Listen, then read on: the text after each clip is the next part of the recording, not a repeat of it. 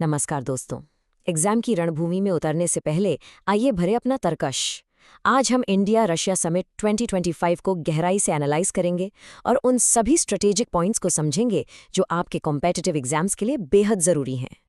तो इस पूरे समिट को आसानी से समझने के लिए हमने इसे 6 मुख्य स्तंभों यानी पिलर्स में बांटा है। ये स्ट्रक्चर आपको एग्जाम्स में आंसर लिखने में बहुत काम आएगा। तो चलिए शुरू करते हैं पहले पिलर के साथ। सबसे पहले ये समझते हैं कि इस समिट के जरिए भारत ने पूरी दुनिया को सबसे बड़ा और साफ संदेश क्या दिया।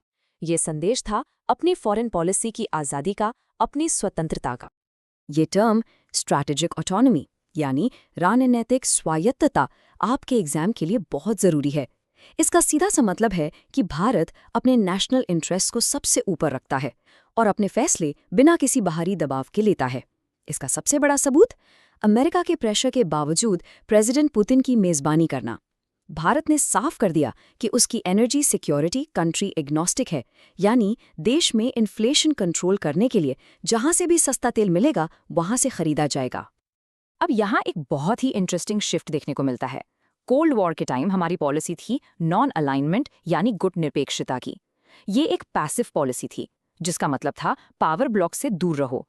लेकिन आज भारत मल्टीपोलैरिटी यानी बहुध्रुवीता की बात करता है, जो एक एक्टिव पॉलिसी है। इसका मतलब है कि दुनिया में पावर के सिर्फ 2 नहीं बल्कि कई सेंटर्स होने चाहिए, जिसके लिए यूएनएससी रिफॉर्म की मांग की जाती है। ये एक नया प्रैक्टिकल और ट्रांजैक्शनल अप्रोच है। और इस सब में चाइना का एंगल भी बहुत इंपॉर्टेंट है।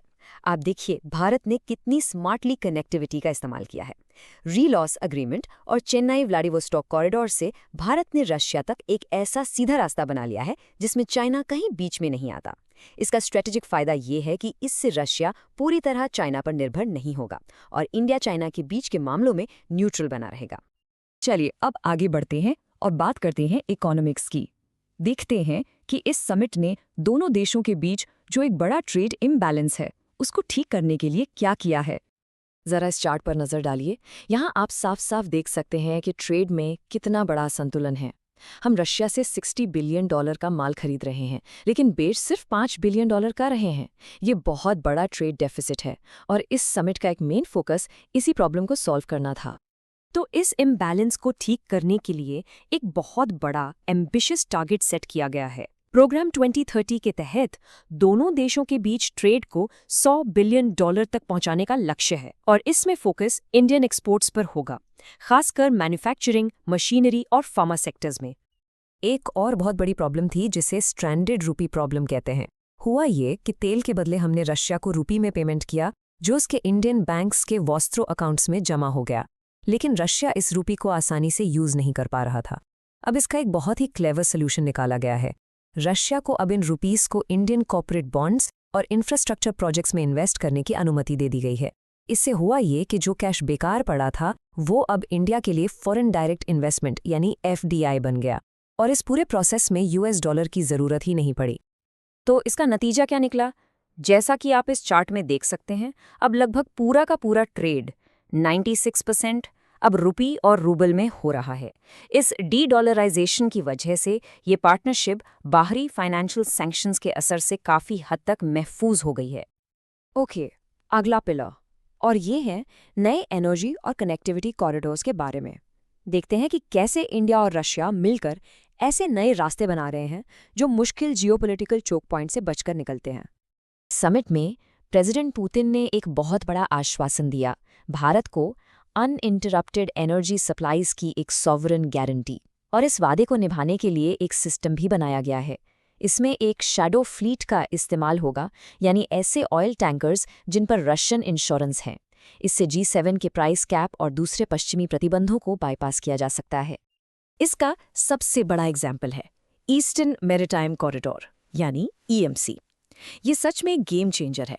सोचिए, जो सफ़र पहले स्वेज कैनाल से 40 दिन का था और जिसमें रेड सी जैसे खतरे थे, अब इस नए direct Asia to Asia route से सिर्फ 24 दिन का रह गया है।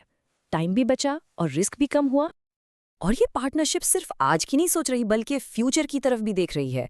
अब सिर्फ बड़े न्यूक्लियर प्लांट्स खरीदने की बात नहीं हो रही, बल्कि स्मॉल मॉड्यूलर रिएक्टर्स यानी SMRs को मिलकर डेवलप करने की बात हो रही है। ये छोटे रिएक्टर्स इंडिया के दूर दराज के इंडस्ट्रियल एरियाज को पावर दे सकते हैं। इसके अलावा आर्टिक में भी सहयोग बढ़ रहा है। भारत अपने सी फेरर्स को पोलर वाटर्स के लिए ट्रेन करेगा ताकि आने वाले नॉर्दर्न सी रूट में इंडिया का भी एक इम्पॉर्टेंट रोल हो। अब आते हैं डिफेंस पर, जो हमेशा से इस रिश्ते का एक बहुत मजबूत पिलर रहा है। पर अब यहाँ भी एक बड़ा बदलाव आ रहा है। रिश्ता अब बायर सेलर से आगे बढ़कर को प्रोडक्शन पार्टनर का बन रहा है। इस समिट का सबसे बड़ा डिफेंस टेकअवे था आरईएलओएस एग्रीमेंट। अब ये है क्या? सिंपल शब्दों में, इससे दोनों देशों की सेनाएं एक दूसरे के मिलिट्री बेसिस को रीफ्यूलिंग और मेंटेनेंस के लिए इस्तेमाल कर सकती हैं। इसका सीधा फायदा इंडियन नेवी को मिलेगा, जिसे अब रशिया के आर्कटिक और फार ईस्ट कोस्ट्स का एक्सेस मिल जाएगा। इससे हमारी नेवी की पहुंच बहुत दूर तक बढ़ जाएगी।